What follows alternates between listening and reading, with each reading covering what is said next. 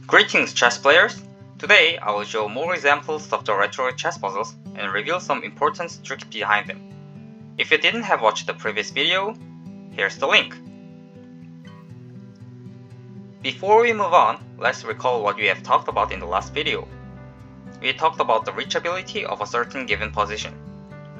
Reachability is defined as whether the position is possible to reach from the initial position correctly following the chess rules. And we defined what retrograde chess puzzle is. The retrograde chess puzzle is a chess puzzle that actually cares about the reachability. And then we talked about the rules of the retrograde chess puzzles. For the castling, conveniently we assume that the castling is possible unless proven impossible. And for en passant, we assume en passant is impossible unless proven possible. Okay, enough of reviews, let's see the actual puzzle. In the given position, on what square was the white queen captured? If you want to find out by yourself, pause the video and solve it by yourself.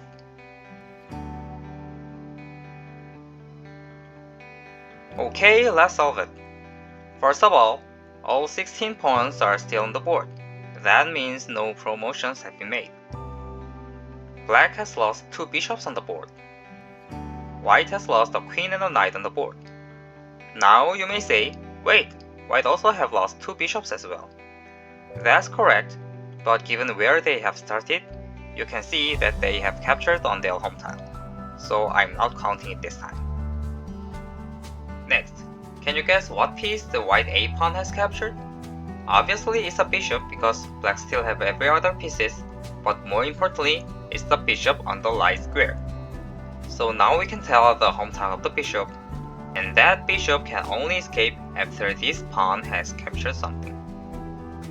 White could have lost the queen or the knight on that square. It seems like both of the pieces can be captured on e6, but actually one of them is impossible. Let's rewind some time before the pawns have been moved. So this would be the position before the black d pawn has captured something. You can see that there is a solid line of pawns which blocks the white queen to escape. So white queen cannot be captured on e6. Therefore the knight has been captured on e6. Then there's only one piece left for the black g pawn to capture. It's the queen. This queen can only escape after white a pawn has captured the bishop. So all things considered, this is what happened. This was the starting position. We can safely say the excessive bishops were captured by the knights. First, white knight goes up. Black captures the knight, opening the way out for the bishop. Bishop escapes through the hole. White captures the bishop, opening up the gate for the queen to escape. Queen escapes through the hole. And black captures the queen. So the white queen has been captured on h6. So we have learned some important aspects to check in the retrograde chess puzzles. What pieces are remaining on the board and what pieces have been captured. Whether promotions are happened or not. Check any pieces that died in the cage, especially the bishops. And what pieces have been captured by the pawns. This is more important from other captures because pawns captures are very evident. Okay, let's move on to the next puzzle. The question of this example is, can white castle? This is a very important question and you will see this kind of question a lot in the retrograde chess puzzles. Let's recall the rules first. We assume that the player is allowed to castle unless proven impossible. So if you can find out some reason that the king or the rook has moved, the answer will be no. If you can resemble any history to reach this position without moving them, then the answer will be yes. If you want to solve it by yourself, pause the video and solve it. Okay, let's get started. First of all, we see all 16 pawns are still on the board, so no promotions have been made in this game. Black has lost 2 rooks on the board. Of course, black did lose the bishop, but the bishop is captured on their home tile, so I'm not counting that.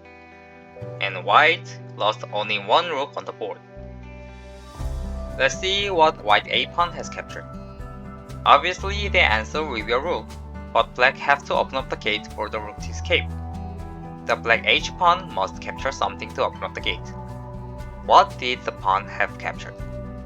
Obviously, white lost only one piece, so the rook will be the answer. But for the queen's rook to escape, the white a pawn must capture something to open up the gate. And this is a deadlock. At that time, black rook could not escape, and the white a pawn could not open up the gate. So there's only one way to explain this paradox. Is that the black pawn has captured the king's rook. Then, after everything has happened, queen's rook moves to h1, pretending to be the king's rook. So all things considered, this is what actually happened. This is the starting position. White pushes the h-pawn, opening up the gate for the king's rook. King's rook escapes through the hole. Black pawn captures the rook, opening up the gate for the black rook. Black rook escapes through the hole. White pawn captures the rook, opening up the gate for the queen's rook. And then the queen's rook escapes to h1, pretending as if they were the king's rook. So obviously the rook has moved, and white cannot castle. These were actually some of the easiest problems in the retrograde chess puzzles.